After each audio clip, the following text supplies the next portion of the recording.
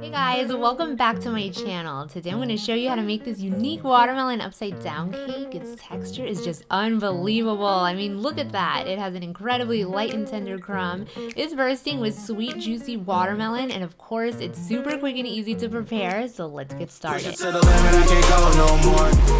going to start off by cutting your watermelon into little cubes. Go ahead and layer them evenly onto either an 8-inch cake pan or 13 by 9, depending on how thick and how fast you want your cake to bake.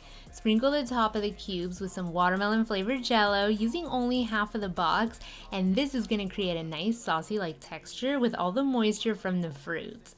Now lastly, go ahead and add a layer of miniature marshmallows, and to finish this cake up, go ahead and prepare a box of cake mix. Today I'm using strawberry flavor, or you could use vanilla with a drop of pink food coloring. This cake is so much fun to customize. Check out the link at the end of this video where I made a blueberry upside down cake.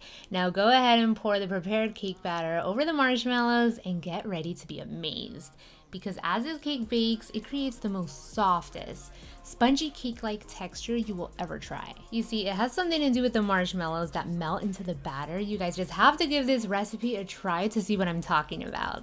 This took about 60 minutes to bake, so go ahead and give it a flip once it's ready and prepare to be amazed. This is a super old school recipe which was originally created as a strawberry upside down cake, but would work with any other fruit such as cherries or maybe some mandarin oranges, or how about a lemon upside down cake? I think that would be the ultimate lemon lover's dream. I'm getting so excited just thinking about it. Which fruit would you use? Let me know in the comments down below, and if you guys haven't already, be sure to subscribe to my channel. I post new videos weekly. I want to thank you so much for watching, and stay tuned for more quick recipes, all of them always with a unique twist.